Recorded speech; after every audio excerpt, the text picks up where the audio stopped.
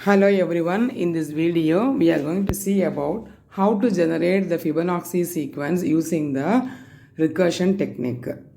The Fibonacci sequence is a sequence where the next term is sum of the previous two terms. Let us see the example in this picture. 0, 1 are the initial numbers, 0 plus 1 is 1 and then next 1 plus 1 is 2 and the answer 2 plus 1 is 3 and then the 2 plus 3 is 5 etc. Likewise the two consecutive numbers are added to get the third number. Now let us learn the code for the program. Initially the program starts with int main and we had declared a variable n for the number of terms to display. Suppose if we give n is equal to 5, we can get the answer as 0, 1, 1, 2 and 3. So now to get the number of terms n, we use the scan statement scanf percentage %d comma ampersand n, because n is the integer, we are using the percentage %d format. The next statement printf Fibonacci series just to print the heading of the output. Now we are going to generate the Fibonacci numbers. For that we are using the for loop. For I is equal to 0, I less than n, I plus plus. That means this loop will repeat for n terms. Here 5 terms. The next statement printf percentage %d comma Fibonacci of I. Here Fibonacci is the function which is called to generate the Fibonacci sequence. Now after all the terms are generated, the function has to be returned. So the return 0 statement is given. Since we declared int main, we return by return 0. And we have to close the main program using the closing brace, the curly brace. Now so far we have declared the main program to get the number of terms and to print the number of terms. Now we have to define the function, which is the Fibonacci function.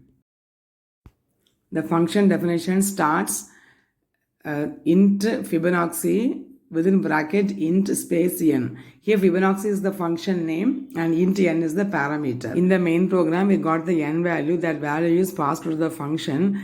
This function will return the number of terms, the Fibonacci series. Suppose if we given the value as n is equal to 0, the answer is also 0. So return 0. If we have given the n value as 1, then the answer is also 1. So return 1. So this is checked by the if else statement here. If n is equal to 0, return 0. Else if n is equal to 1, return 1. Else return Fibonacci of n minus 1 plus Fibonacci of n minus 2 and we have to close the braces. Here in the last part of the else statement, we are having the return function, return of Fibonacci of n minus 1 plus Fibonacci of n minus 2. This is the logic of the Fibonacci series. We are adding the previous two terms. That is done by Fibonacci of n minus 1 and Fibonacci of n minus 2. The previous and the next previous term. Now we can see here inside the Fibonacci function, we are calling the function return Fibonacci n minus 1, return Fibonacci n minus 2. Here the function is called within itself. Hence it is called as an recursive function. Here the function name is Fibonacci and inside the function also we have the term Fibonacci, the function call. The function is called twice. A function that call itself is called a recursive function. Here Fibonacci is the function, it calls itself Fibonacci inside the body of the function. So that was it is called as an recursive function.